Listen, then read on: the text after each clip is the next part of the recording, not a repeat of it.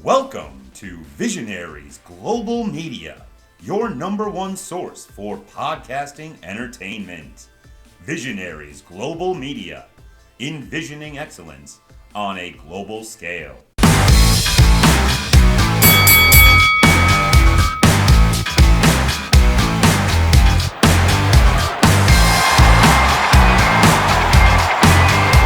Hey, Dees, you know what you don't get enough of these days? You know, like pins, but in wrestling form. Yeah, I know what you mean. Actually, I know the place. Wrestlingpins.bigcartel.com. Have you heard of them? Wrestlingpins.bigcartel.com. Wrestlingpins.bigcartel.com. Funnily enough, you should mention it because they've got awesome pins like, I don't know if you can see that, The Undertaker, Ultimate Warrior, and the man himself, Hulk Hogan. They do mugs, they do stickers, they do everything, mate. Really high quality. Like really affordable, really high quality. Like you say, you don't get stuff like that very often anymore. No, you don't, do you? And is that Unique. the one where you put the promo code IOHPod15 and you get 15% off your order? I believe it is. That's basically free postage and packing. Yeah, IOHPod15 for 15% off your order. And I've heard that goes with all of the discounts and stuff they've got on at the same time. Yeah, and they, as far as I know, they're regularly doing sales, new pins, like pretty much every week. They do giveaways, they do competitions, they do games on their social media, stuff like that. That's brilliant. So head on over to wrestlingpins.bigcartel.com. That's wrestlingpins.bigcartel.com. Hello, everyone, and welcome to a brand new episode of It's Our House podcast with Faz and Dees. I'm Faz, and that's Dees. How are you, mate? Amazing. Absolutely amazing. Thank you very much, mate. How are you? I am great, and we're going to skip all the pleasantries, and we're going to introduce the biggest name that we've ever had on this podcast. He's just everything in entertainment, in wrestling, and thank you so much for coming on the show. It's Mr. Eric Bischoff. How are you? I am doing well. And guys, thank you very much for the invitation. This is a great way to, in my case, start my day. In your case, perhaps ending it, but nonetheless, I'm really, really excited to be here. Thank you very much. Oh, it's our pleasure. Yeah. Pleasure is all ours, honestly. Yeah, thank you. When we started this about 4 months ago, honestly, I'm not just saying this for the sake of it. I always said that you would be my ultimate top tier guest. If I could have anybody, it would be Eric Bischoff. Well, first of all, thank you very much. That's very flattering. And I don't mean to diminish that, but I'm really glad that you guys reached out because there's two reasons doing this podcast was important to me. The first reason is that you made it clear you guys are starting out. You're building something, you're trying something new, you're doing something you love to do and you have passion for, and you're taking advantage of this wonderful thing we all have now called streaming and platforming and podcasting. So I love to encourage people like you guys that are just starting out. And if there's anything that I can do to help, I'm always excited to do that, number one. Number two, you're in the UK. And there's probably not a better place to be a wrestling fan than in the UK. So and I love the UK fans. They're a special fan. I've always said that, every part of the United States, every city, every state has its own unique personality. Well, the same is true around the world. And the UK fans are some of the best fans I've come across in decades. So I'm glad to have this opportunity. Oh, thank you so much. Yeah, we can't wait to have crowds back, let me tell you, just so we can have that interaction again. Yeah. Hopefully it's sooner rather than later. Hopefully. But we'll go straight into the questions. Honestly, it's amazing this. So obviously you've recently been on AEW, and you've had your time in WWE, you've had your time on obviously WCW. But what do you think of the recent merger with AEW, New Japan, Impact, ROH, and NWA? Do you think it's good for the business, or do you think there's going to be a lot of casualties along the way? I don't know what the casualties would be. So many times I think wrestling fans, because of the nature of the product and the loyalty that's associated with each new promotion or each big promotion, I think there's always this kind of mentality where, wrestling is a zero-sum game, meaning if more people like the product that you happen to like, then that means I'm losing because less people appreciate what I like. Yeah. And then that turns into a battle, if you will. And some of that is great because it reflects, passion and loyalty, and in some cases, a particular style of wrestling or presentation. But oftentimes the good of that kind of, territorial war or brand war escalates into, kind of negativity and things that you hear and read that really don't do anybody any good. Yeah. I love it when companies work together. I love it when, for example, with AEW now, what does it mean? They're going to, work together. It can mean any number of things. It can mean very little. It can mean a lot. We don't know for sure what that will mean eventually, but at least in the beginning, I think it's fair to assume that we're going to see more talent here on United States television in prime time from around the world that we wouldn't otherwise get that chance to see within our weekly, television schedule. Yeah. That's great. We'll see a different style of wrestling presented as a result of that. That's fantastic. So I can't think of any downside. The only downside, I think, are in the minds of people who look at broadening their wrestling horizon as some weird form of zero-sum game. And I don't. It is crazy, isn't it? Where so many fans are just dedicated to one product. As you said, there's such a world out there of wrestling for everyone to go and experience, and getting it on our screens is better, isn't it, really?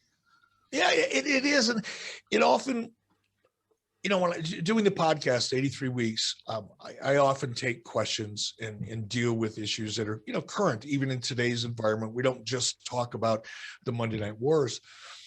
And, what's incumbent upon every wrestling promoter, big and small, from the WWE and AEW on down to local independent promoters in your hometown, you've got to find a way to grow the business.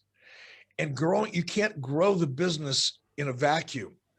You can't just preach to the same choir every single week and expect more people are going to show up in your congregation. Now, obviously, we're talking about wrestling and not religion, but the idea is exactly the same. Very much so. And I think by expanding, you get that feeling that, wow, it's getting bigger and bigger and bigger all over the world. That's a damn good thing, man. Definitely, 100%. Absolutely, Please. Yeah. Like you say, it's that tribalism, isn't it? That and everybody's always looking for a reason to hate something else. Is it not to get political or cultural? Because this is more of a cultural issue or as much of a cultural issue as a political one. But politics are a part of it. But you're right, the tribalism. And if you say one thing and I don't agree with it, you're the bad guy. It's even gotten to the point now, if I say one thing and you don't repeat what I say, you're the bad guy. It's like, gosh almighty, people, just take a breather. Wrestling needs to be my style of wrestling. And this is what I was going to mention about the podcast. The style of wrestling, the presentation of wrestling that I like as a 65-year-old wrestling fan that also spent 30 years in the industry is different than the style of wrestling or the presentation that you guys might like. Yeah. So if somebody's out there promoting wrestling, producing wrestling for television, doesn't it make sense to give me a little bit of what I like? Exactly. Give you a little bit of what you like, and maybe give somebody else something that's completely different than you and I like, but they really like it. And I think the mistake that oftentimes producers, I being one of them, previously, people that write about wrestling fans that get on chat boards and talk about wrestling, they sometimes forget that you have to, in order to be successful in the long term and continue to grow, you have to appeal to the widest variety of people that you can. Definitely. Scratch my itch, scratch your itch, scratch that guy over here's itch. That's how you grow an audience, not by going, okay, this is what I like, so I'm going to give that to everybody and expect them to like it too. It doesn't work that way. No, it's exactly why we want to change what we're doing on the podcast, isn't it? Is why we want more guests of a different variety. We want to give as much people across the platform we can have. Yeah, absolutely. When we speak about tribalism, obviously that's become more of an issue since the inception of AEW. AEW was obviously a good thing for the industry. It gave WWE some real competition that they'd obviously not really had since WCW and since maybe TNA and Impact to a lesser degree. But what do you make of AEW's recent reliance on doing things that people criticize WWE for? So obviously all the recent celebrity involvement, people like Snoop Dogg, Shaquille O'Neal, Mike Tyson, legends from yesteryear such as Arn and Tully and Sting. What do you make of AEW's reliance on those guys? Is it something that's going to be beneficial for them? Because obviously it's something that you've got good experience of in WCW with celebrity involvement. So do you see this helping AEW in the long term? It's a strategy, right?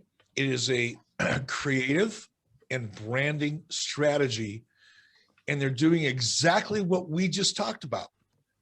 They're finding very recognizable, let's take the non-wrestling celebrities out of it and separate the Snoop Doggs and Shaquille O'Neals from the Arn Andersons and the Tully Blanchards and the Stings and the Chris Jerichos, and as of late, the Big Show. Yep.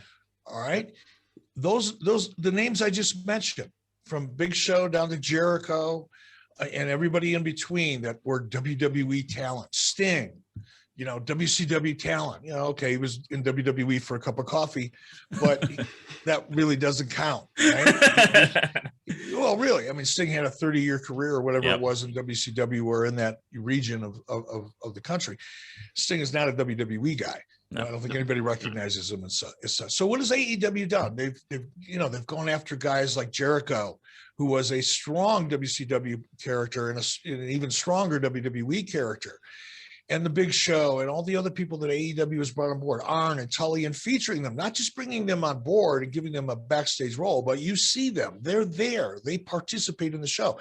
So what is AEW doing? They're recognizing that there is a mass audience out there, a big audience, I should say, not the mass, but a big portion of that mass audience that still likes to see that talent.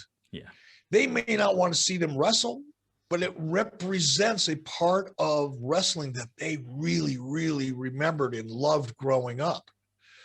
Okay. It's no different than, in your country, football, and my country, soccer, or rugby, or anything else.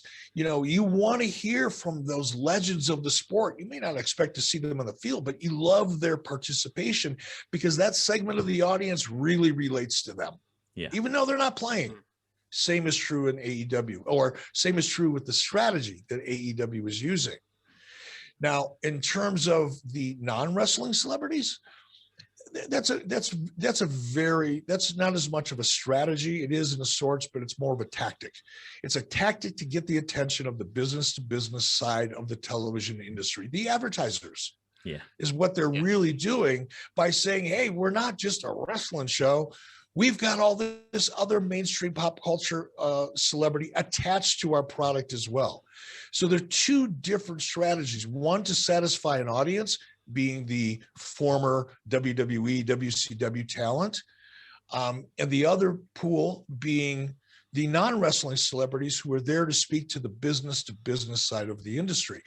Now, if AEW or any company were to overemphasize that strategy or those tactics, as the case may be, at the expense of bringing in and exposing new, young, exciting talent, that probably could be a setup for a dismal failure or a mistake, at least. But when you do a great job of balancing, satisfying that older demographic with the credibility and the memory and the branding and the association, all the good things that come with them, without hurting in any way, shape, or form your strategy to bring in new, young, fresh talent, that's like a really great night at the orchestra. That's everybody working together to make beautiful music. That's brilliant. The key is balance. And I think AEW has done a fantastic job balancing that. Yeah, as you said, it's TV gold, isn't it? And that's exactly what everyone's pulling in for. So you mentioned Sting. how do you feel AEW is using him so far? You know, I don't know if you have any communication with him, but you know, what do you think his intentions are now that he's, you know, in the latter stage of his career? Do you think it is to build Darby Allin and people like that? Are you happy with him being in the ring? I am. I'm going to answer that same answer, but two different reasons why I feel the way I feel. On a personal level, I could not be happier for Steve Borden, the man who plays the character Sting. Yeah. He's a friend of mine. I have nothing but love and respect for him, probably more now than I've ever had because of who he has become. Yeah. He's always been a great person. He's become an even greater person. And I really respect him. And I know him a little bit. You know, I'm not like real close friends with him, but I've been around him for a long time. And at one point we got a lot closer than, you know, we were previously or have been since, just because distance and time is kind of, we've moved on. But yeah, I got to know Steve Borden, the man, pretty good. And I just have the sneaking suspicion that now that everything else in his life is good and he's on a really positive role outside of wrestling, and he's got this opportunity that very few people ever get to go back and revisit something that is so important to you. Yeah. And do it on a high level and do it in a way that you were so proud of. However big or small, it doesn't matter. It doesn't have to be the greatest match of all time. It can be going out and wrestling a young talent like Darby Allin or anybody else, and know that you're not only entertaining the audience in a big way, you're not only fulfilling a dream or a goal or taking advantage of a once in a lifetime opportunity to put a period at the end of your sentence exactly the way you want to do it, but you're also elevating young talent in the industry in the process. Yeah. My God, that's a trifecta of awesome. It's as you said, isn't it? It's bringing it home. It's that full circle for him, isn't it? Yeah. How could you not be excited for him? Even if you didn't know Steve Borden, if you only knew the character Sting, yeah, if you love the business. I mean, I can't make analogies with UK sports, but here in the United States, it's like, a beloved quarterback, in the NFL who was forced to retire or chose to retire or retired and played his last game in a very dismal performance that he knew he should have won. And now that same quarterback, that athlete, gets an opportunity when everybody else thought he was going to just play golf and wither away and go away. Now he has the opportunity to step back out on the field in the Super Bowl, maybe not the Super Bowl, but a playoff game, and go out there and do a phenomenal job and have the kind of game that quarterback dreamt about having his whole life. Steve Borden, the man, and Sting, the character, now have that opportunity. And even if you don't know the man, it's a cool setup, man. That's great backstory. That's what heroes' journeys are made of. Yeah, I love seeing him. I love this debut. I've always been a huge fan of him. Yeah, and it's quite appropriate when you look at all the comparisons between obviously Sting and Darby Allin. People saying that he's got that look and he's got that sort of mystique and that air of mystery around him, and that he could be the next Sting. So it's definitely very cool to see him sort of nurturing that talent, because Darby Allin is definitely one for the future. He's going to be a big star. On the Sting topic, Eric, what did you make of his brief spell in WWE, the way that they treated him? Obviously, he came in, wasn't there for a particularly long time, but he did pretty much lose all of his matches. Obviously, you had the big match of Triple H at WrestleMania. You had that incredible moment with DX coming out, NWO coming out, one of my favorite WrestleMania moments ever.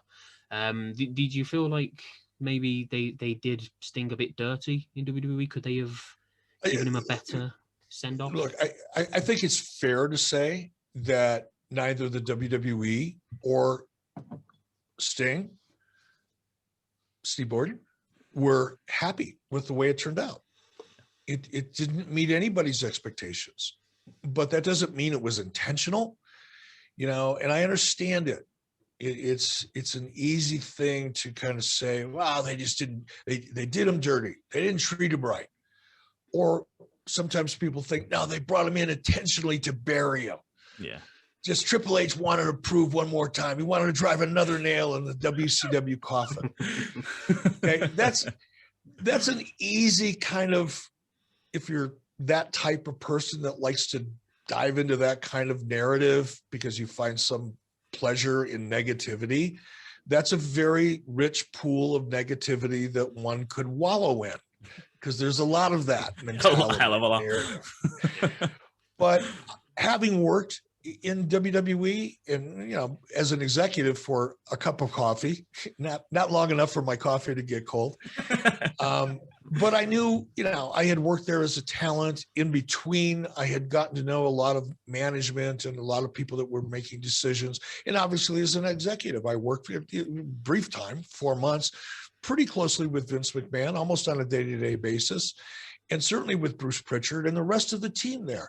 And I just can't fathom that there is a mentality there at WWE that wants to bury people just because they can. Yeah. I know that's the pool of narrative that people like to wallow in because they feel comfortable in that environment, but it's not true, folks. Yeah. But what could be true, and I wasn't there, so I don't know, but what could be true is, for magic to happen, for great opportunities to happen, for great ideas to be conceived, people have to collaborate.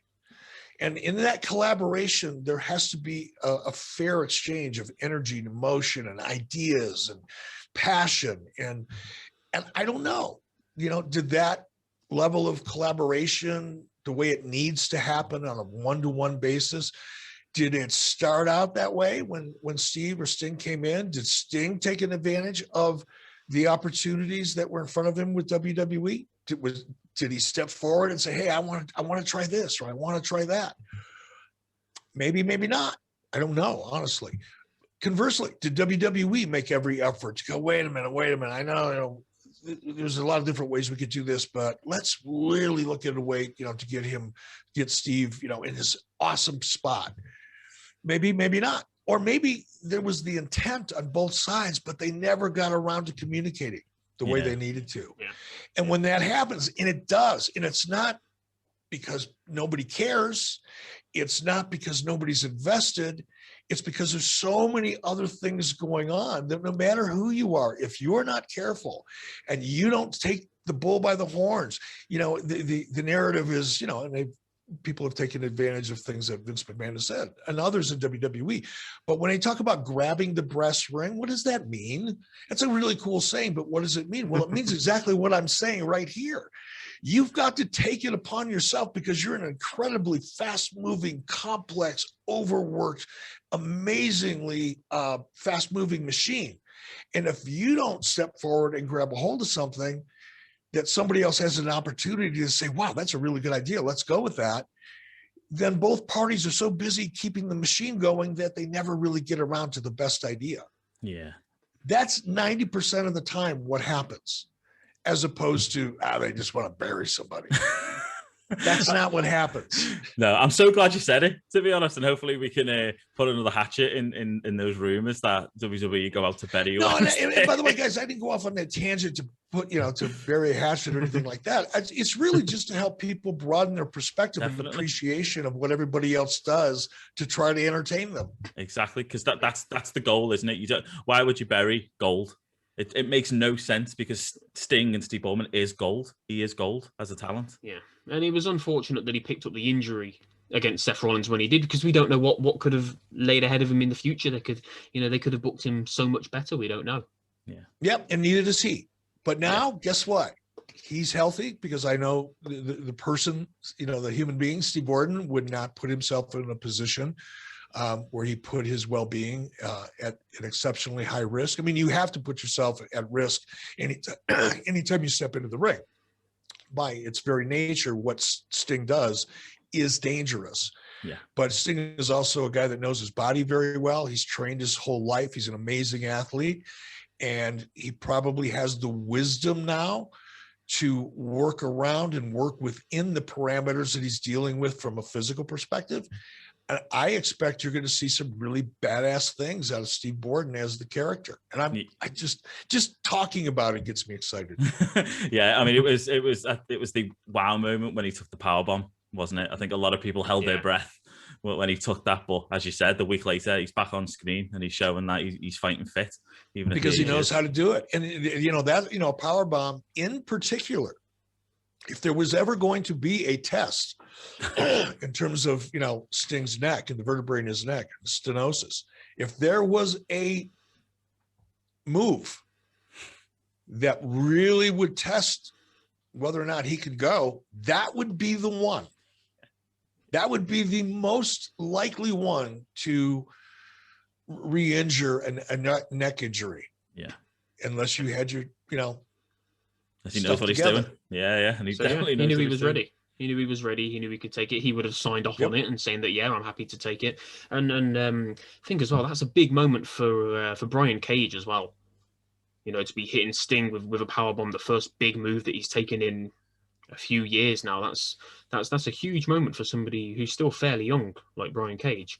Right, moving away from AEW for a second. We've all got our thoughts on WWE at the moment. Obviously, things have been up, things have been down. SmackDown's been really good. NXT's been really good. Raw, there's a lot of things you can say about Raw. So what do you make of the current WWE product at a time where Raw 1 week can fluctuate between record low ratings and then the next week back up to 1.9 million? I don't follow the WWE ratings and performance nearly as closely as people in the media do. Yeah. I find that, I'm interested in 6-month trends. Yeah. Year-over-year trends. Weekly trends mean absolutely nothing to me or actually anybody in the industry outside of the people that write about wrestling. Okay.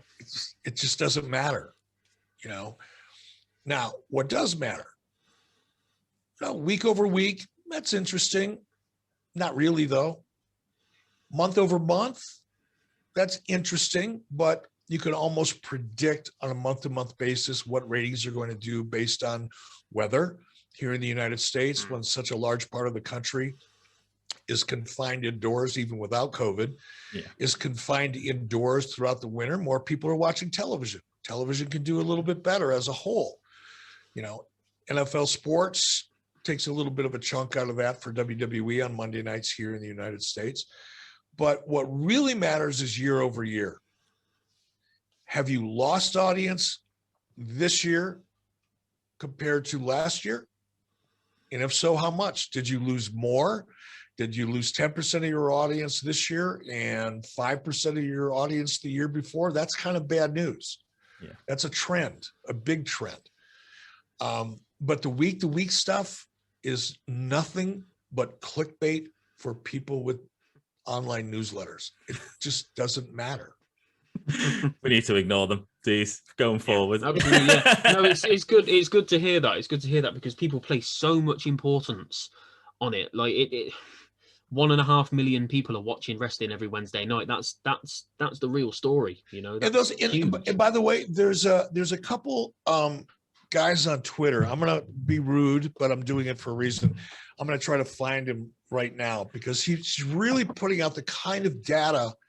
Nobody's referring to him. None of the big, online guys use him that I'm aware of. Now, I could be wrong, but I haven't seen it yet. Use this individual as a resource. Yeah. But the kind of macro perspective that he's looking at in terms of year over year, demographics year over year, trends over a long period of time, supported by real and legitimate data, is what's really interesting to me. My curiosity as a former executive and as someone who just loves the business, I still love the business even if I'm not in it, but I'm almost more interested in the business of wrestling than I am in the what happens on Monday Night Raw version of the business, right? Yeah. So I'm kind of sitting back looking at the bigger trends. What do I care about? Is the wrestling industry as a whole. Put everybody in that bucket. As a whole, in aggregate, is the industry going up? or is the industry coming down? If the industry is going up, where is it going up the most? Is it going up on the independent scene because that sector of the industry is really vibrant and growing? I love to see that, by the way. And it was happening up until COVID. Yeah. What's happening with the television audience? Is it going down, but the streaming platforms are going up? Okay, as a whole, if everybody's growing and getting bigger, I'm thrilled to death. But if that's not the case, I start to get concerned for my industry. Yeah. What was my industry?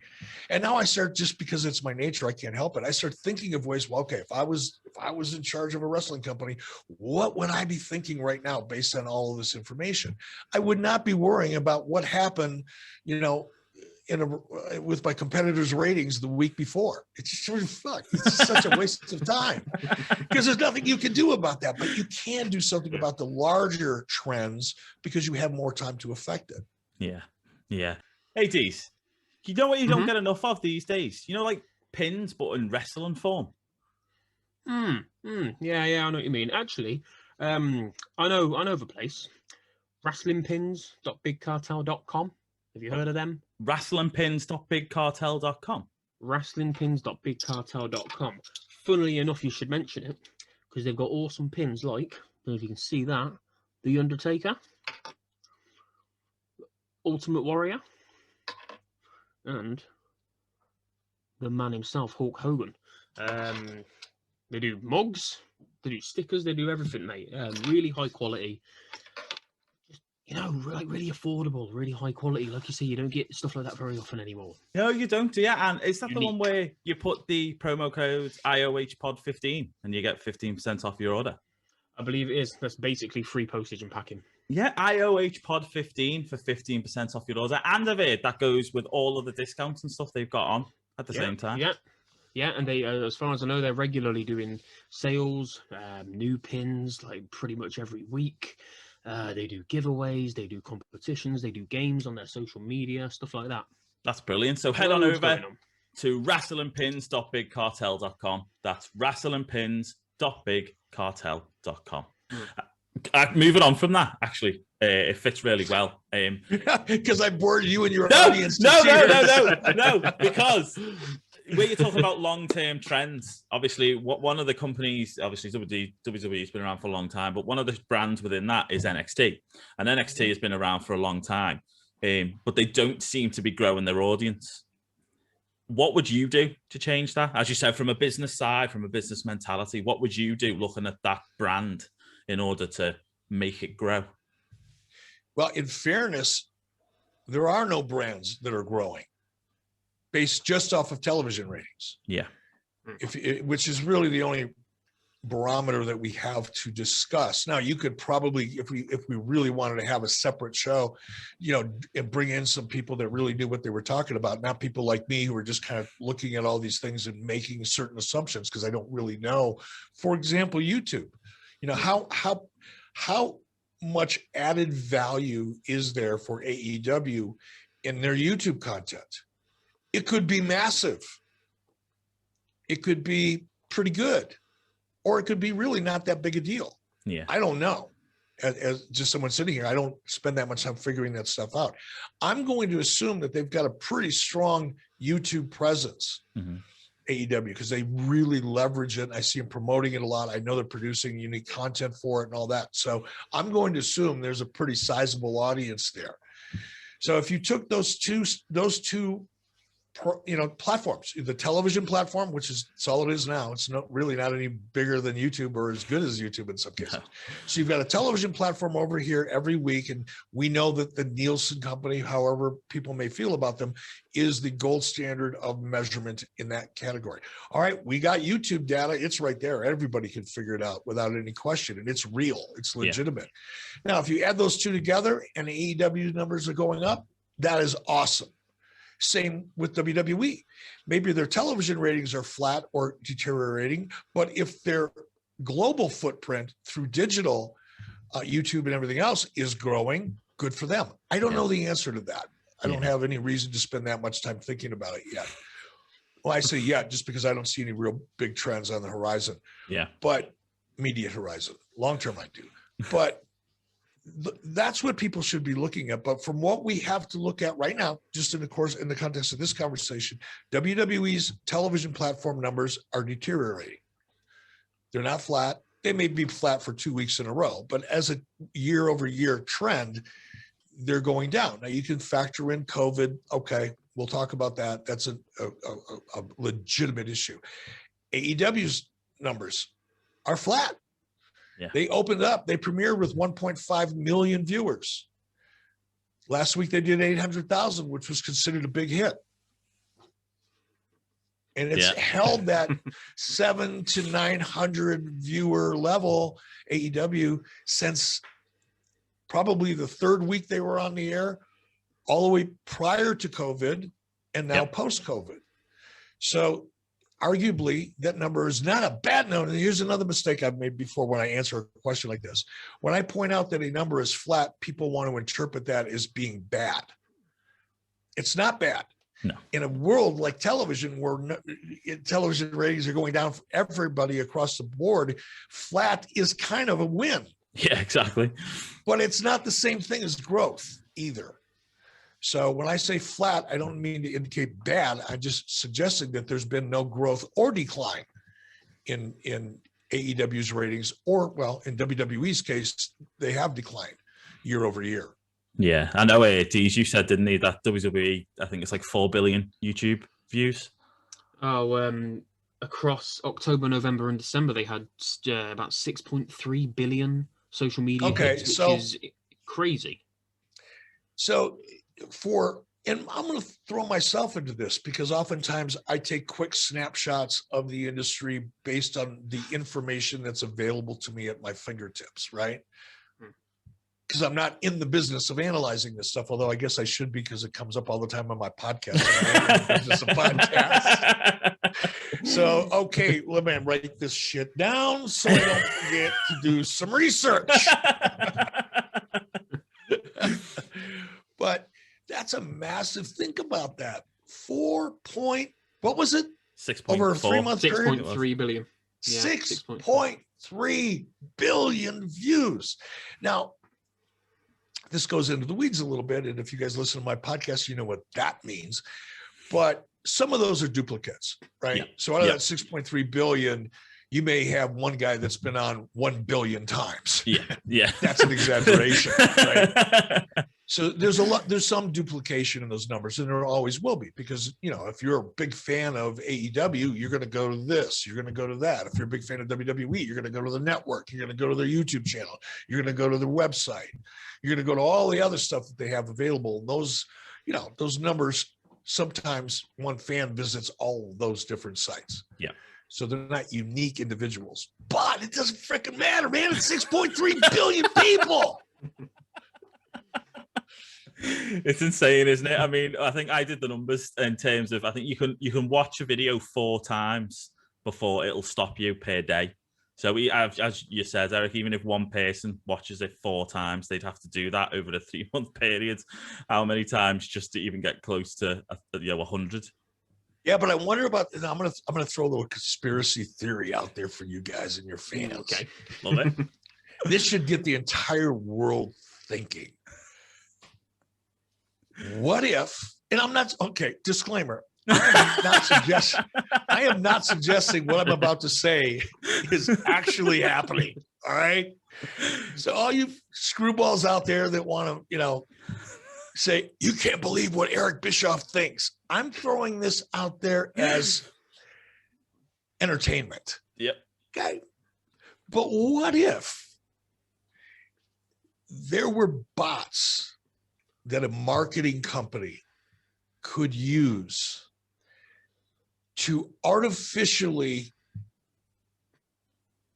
populate the YouTube channel and make it look like many more people were logging on and watching than actually were? Yep. Now, I'm not saying that's happened. I'm not even saying that's technically possible. It is. Oh, it's definitely possible, yeah. Okay, then it's happening. Yeah, the only way they do it usually to weed them out is it's then advert revenue and then clicks from those adverts to then go on and purchase an item. A bot wouldn't do that because it just does the simple things. But yes, a bot can rewatch just a code, make it go round and round, and change the VPN, change the IP, so they can keep doing it and keep doing it and keep doing it. So yeah. No shit. Yeah, that's what we do here. We only have one viewer. Well, I'm going to talk to Conrad Thompson about that and see if we can bump up these podcast numbers a bit. All of a sudden, when you wake up one morning and you see that 83 weeks is more popular than Joe Rogan here in the United States, you'll know that I bought myself a bot. Exclusive. I'll have a whole room full of bot machines in the room next door to me. I'll be throwing them megabytes and megabytes and whatever the hell a bot machine eats. I'll be throwing it in here by the car full. Oh man. Right, I wrote this question down, and I was really excited to ask this one. This is yeah. I've been itching to ask this. It was going to be the first question. Dave Meltzer. We've all had a lot to say about Dave Meltzer over the years. There we go. You're laughing already. So that says everything. He's been doing his favorite conspiracy theory, tweeting out some bizarre things. And I'm going to read exactly what he said. He was saying about God, I got to be in the right mood for this. Do you want to get a drink? Yeah, I have to go through the same kind of conversation in my own head as one might have when they're going in to have a fucking tooth pulled.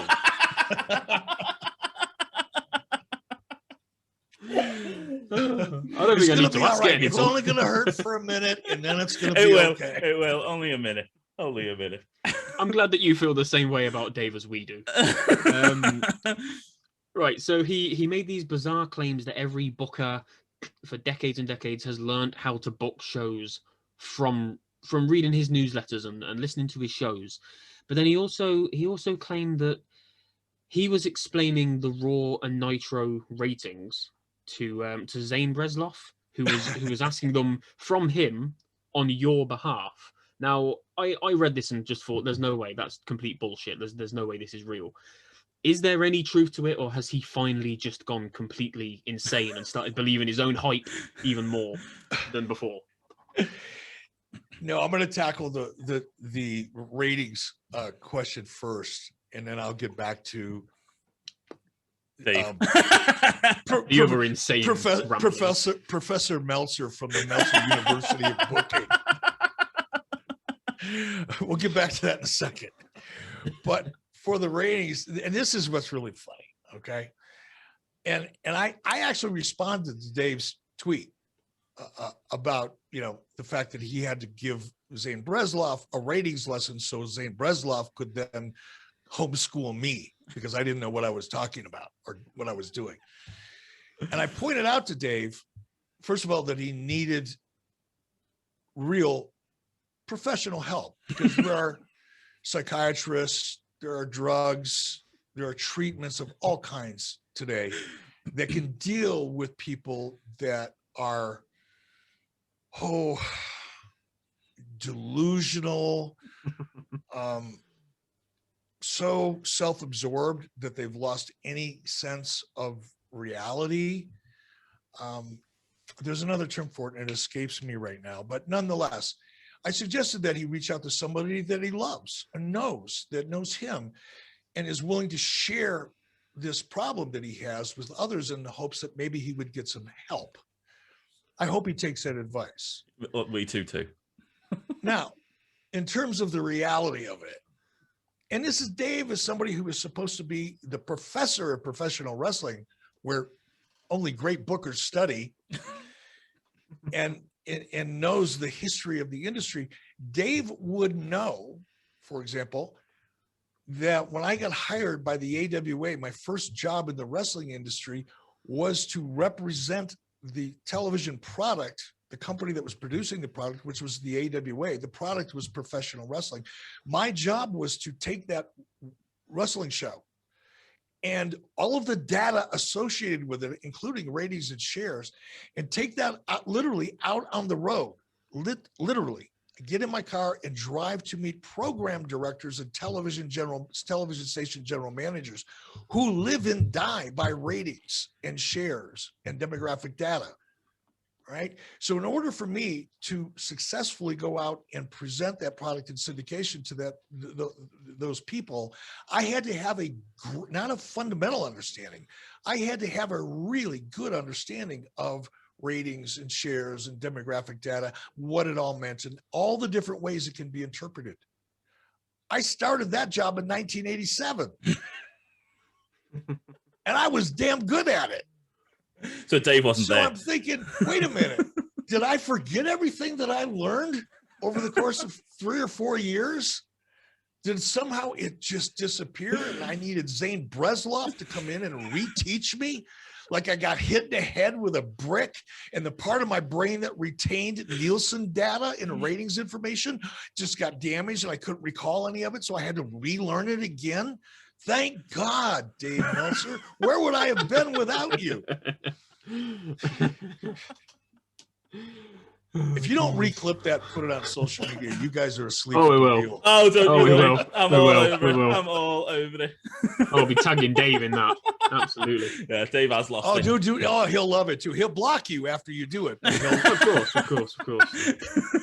He is kind of a bitch that way. Yes, he really is. That's the clip. Just that bit. Dave Meltzer's a bitch. Exclusive. An exclusive that everybody already knew. Yeah. I am a clip machine here this Sunday in Cody, Wyoming. Yes, you are. Right, we'll move on to some positive aspects of what's going on.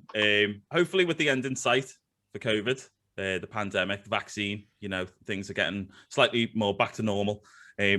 You mentioned obviously about ratings, TV ratings, people again coming out their houses, they won't be watching TV explicitly. What do you see for wrestling getting back to normality? And do you agree with the 25,000 attending WrestleMania over 2 nights?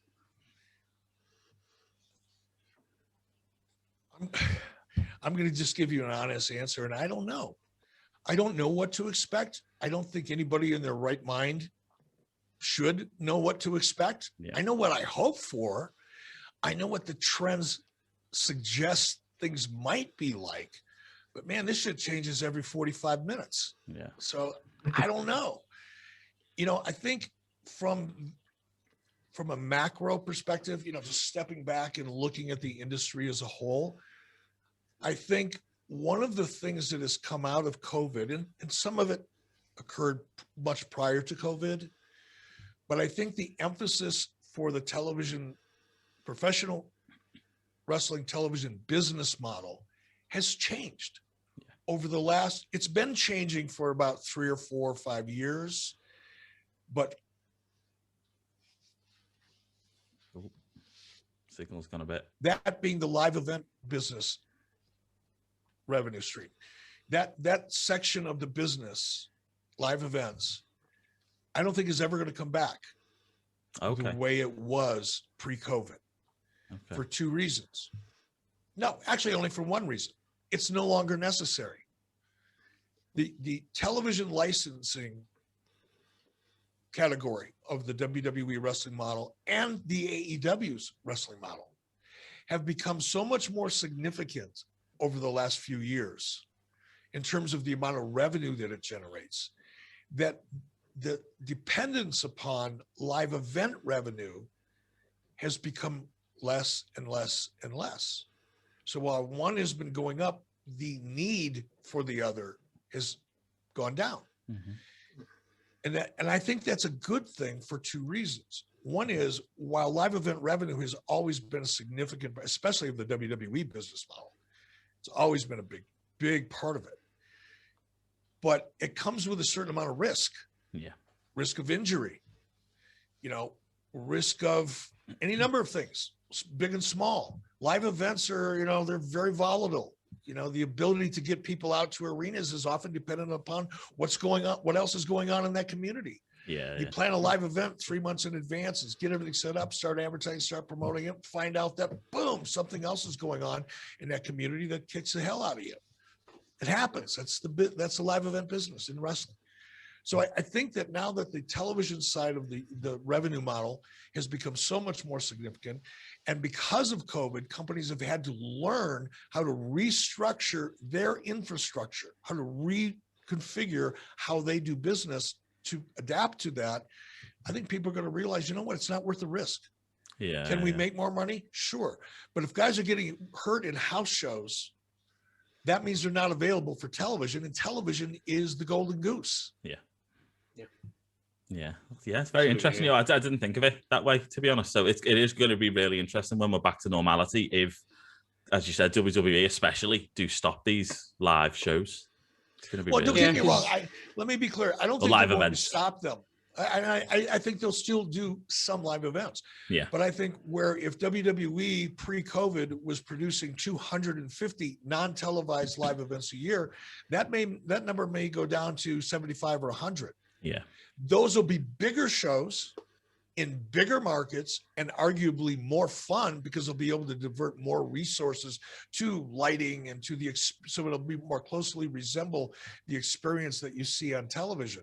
You know, often this is another reason why I think this is a good idea. I'm sorry, guys. I'm just talking my ass off here. Go for it. Go ahead. One of the big challenges with the professional wrestling live events is people get excited about a house show because of what they see on television. Yeah. But what they see on television is all of the lights and the pyro and the backdrops and all of the things that go into producing a good television. Well, you don't see many of those things in a live event. It is in some ways a stark contrast. Yeah. But what if instead of doing 250 live events a year, some big, some small, you do 75 medium to big ones? Yeah. And you bring in the lights and the pyro and all the accoutrements that makes that live event feel close to what you would normally see on television. Yeah. Now that business model is healthy again, but you're doing it because you were forced to figure out a way to make more with less. Yeah. And it's, as you said, it's keeping your talent healthy, isn't it? As well, at the same happy. time. Yes. And happy. Now and you traveling all the time. If he decides to get married, he can actually see his wife more than 45 minutes every other week. Yeah, it is shocking, isn't it? Yeah, and a lot of these guys have got families. Look at like people like AJ Styles and Daniel Bryan. They're taking breaks at the minute and recently so that they can spend more time with their young family, with their young kids. I think another thing to consider is how long is it going to take the general public to be comfortable going back into arenas surrounded by thousands of other people in these big mass gatherings. You know, it could, I don't know about what it's like in the US, but over here, we've got a lot of people that are scared to go to the shops. People that are scared to just go and do their grocery shopping, you know? So when festivals and football events and things like that are back on over here, it is going to take a while to get back to normality. Yeah. And I like here in the United States, every state, has its own, laws and recommendations and enforcement thereof. So for example, in Florida, it is pretty much wide open. Yeah. I mean, there are events going on in Florida. You're going to see more and more and more of that because Florida is taking a very, I'll call it progressive approach to it, because the data over the last 12 months, based on the strategy that Florida has implemented, has been at least as good as some of the states that have taken the more draconian approach to it and locked everything down and shut down everything. There is very little difference in numbers. And if they are, they're trending better for a state like Florida. Yep. Now, that same contrast exists in almost all of the states. Some are, like-minded, some are not. But I think it's going to take 2 to 3 years before the live event discussion settles down to the point where only a small percentage of people feel uncomfortable. Yeah. I think it's going to take 3 years to get there. Yeah. Here in the States. I don't know what it's going to be like where you guys are at. Yeah, 100%. I think as well, I think the age demographic matters, doesn't it? Because a lot of the teens, are they going to be that fussed? Not really what we're seeing over here in the UK. A lot of the teens are booking to go to festivals and everything. But, your older audience, as you said, they are going to struggle. A lot of them are full of fear because they're reading the news every day, aren't they? They're so focused on the dangers behind it. So, yeah, it is really going to be interesting to see how all industry, not just the wrestling, but all industry kind of copes with this. I know about once a week or once every other week, I get an email reminder that I'm sitting on 4 Rolling Stones tickets that I bought a year ago this past February because I was so excited to see the Rolling Stones, right? I mean, I've been a Rolling Stones fan since I was 10 years old. That's 55 freaking years. I've been dying to see the Rolling Stones, and I buy the tickets online. I just didn't buy any tickets, guys. I bought the best tickets I could find, right? And then about a month later, everything's canceled. And I look at this notification every day knowing in the back of my mind, no matter how much I hate to admit it, I'm never going to see the Rolling Stones with these tickets. Oh, I hope you do, Eric. I really do. I hope I do too, but come on. Even a Have private you seen show. Keith just for Richards you. lately? 3 years? Come on. I'm praying for him, but I'm not betting on it. Stay safe. Stay safe. I think this e-ticket that I have for the Rolling Stones concert is going to be a collector's item at some point. You have to print it off. Print it off. Keep Get hold it of printed off and framed. Right. One thing that I wanted to ask about, because I don't know if it was ever really fully cleared up, was obviously we touched on it earlier. You had your brief time with WWE back in 2019. You were there for about 3 or 4 months. Paul Heyman was brought back in at the same time, and again he lasted a similar amount of time. There were a lot of theories around the time of why you then left so quickly. One of the most popular was that you were fired over a ratings drop on SmackDown. But obviously we've not seen anybody meet a similar fate for the drop in ratings on Raw. So what was the real reason? Was it Vince? Was it Fox? Do you hold any resentment over that, or was it all quite amicable? I'll start with the last question first. It was very amicable. I consider Vince McMahon a friend of mine. We're not like close friends. We don't like chat on the phone. You know, when I'm in the East Coast, we don't go out to dinner. Nothing like that, right? But should I walk into a restaurant and see Vince McMahon, I would sit down and share a glass of wine with him. We would have a blast and we would have a great conversation. So absolutely no hard feelings. And not only that, with regard to a lot of other people other than Vince, Bruce Pritchard is probably, who is right now Vince McMahon's, from a television perspective, right-hand man. Bruce Pritchard is one of my dearest friends. There are people whose names you wouldn't recognize because they're behind the scenes, but are very, very instrumental people. You know, as instrumental in some respects as Bruce. They may not have the proximity to Vince, but they're just as important. Who are some of my closest friends and who are people who I have the most respect for of anybody I've ever worked with. So the relationship is fine. Now, as far as why it didn't work, you know, there's more than one reason, and I take responsibility for the vast majority of them. I didn't adapt. Mm-hmm. Well, I'm going to take it back even further. I didn't really analyze the opportunity the way that I should have. And by that, I mean, I knew what the job was, and I had a sense of what the opportunity was. But what I didn't do was ask myself a really important question. Is this something that fits who I am now? Yeah. Meaning my personality. When I was 35 or 40 or 45, I would have approached that job much differently. Yeah. Probably much more aggressively, because that was my nature then. That is how I approached everything. I didn't approach anything, I attacked everything. As I've gotten older, I've become more analytical. As I've gotten older, I've realized that some of those aggressive tendencies that I had, while many of them were really effective and were responsible for probably some of the greatest successes I've ever had, or the wrestling industry has seen as a whole in the last 30 years.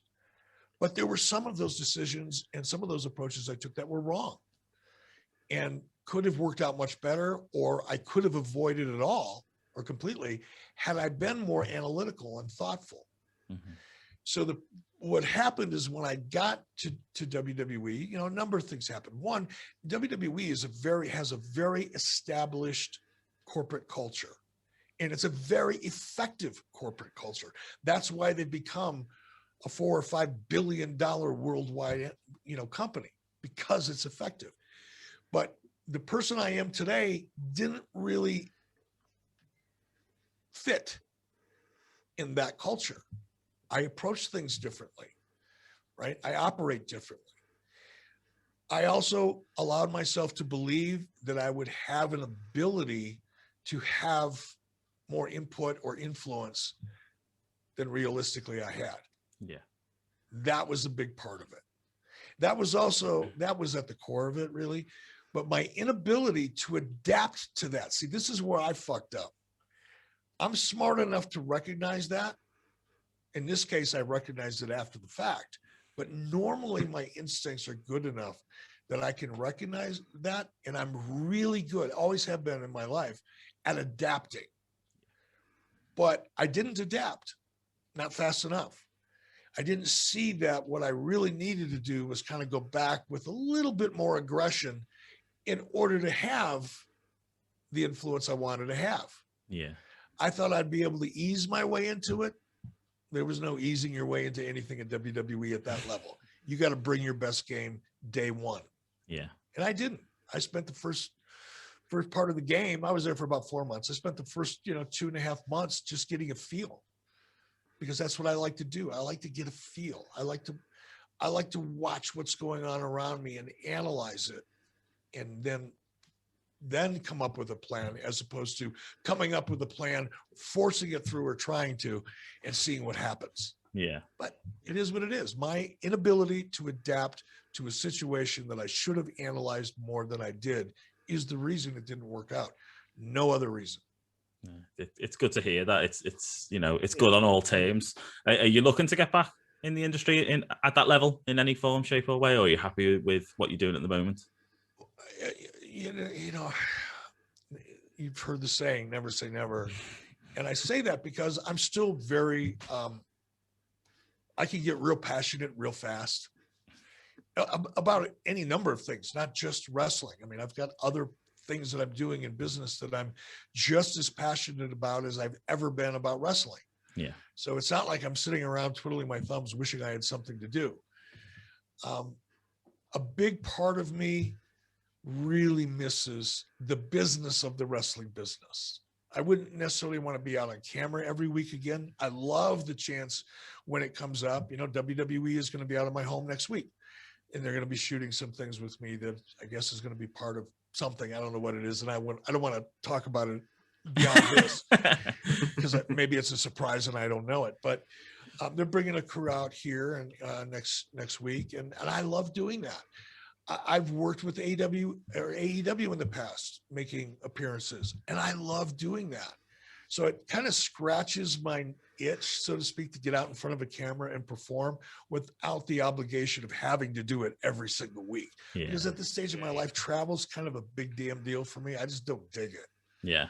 COVID or no COVID, if I never have to step on a commercial airline again, unless I'm going somewhere I want to go, I don't ever have to do it again, and I'll be good with it. Yeah, that's the beauty of Zoom, isn't it? You can have Zoom recordings whenever you want now. Yeah. Right, we'll move on to the last question. You recently spoke of Jim Crockett Promotions and how important they were to the birth of WCW. Obviously, we've heard that Jim isn't well, junior at the moment. He's been taken to hospital. Do you have many interactions with Jim, and did he influence you in any way?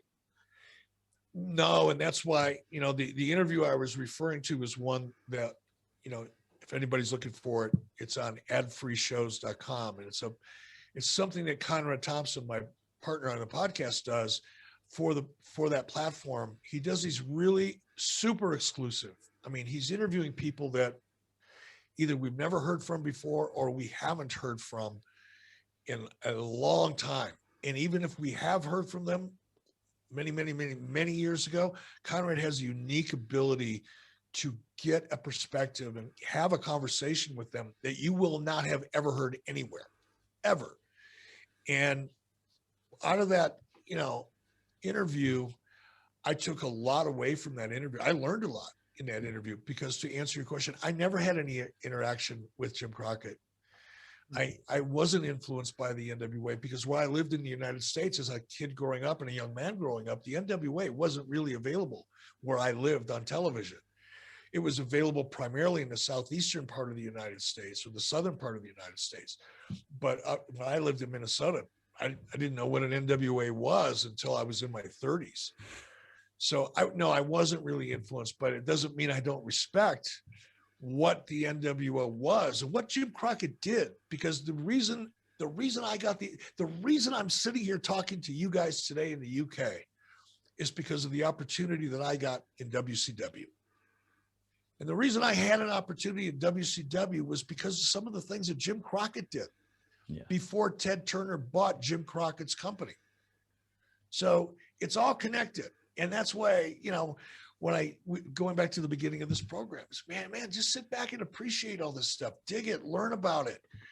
Even if it's not your cup of tea, doesn't matter. Learn about it. Appreciate it for what it is. And I think the opportunity to go to a platform like we have at adfreeshows.com and get these really cool interviews and hear from people that give you an entirely different perspective on the industry is really valuable and fun.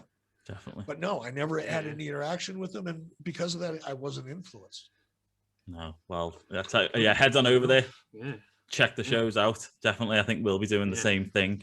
And I want to, this will probably never even reach Jim, but hopefully Jim makes a speedy recovery, because we all know how much, he's given to the business, given to the industry, and how important he was.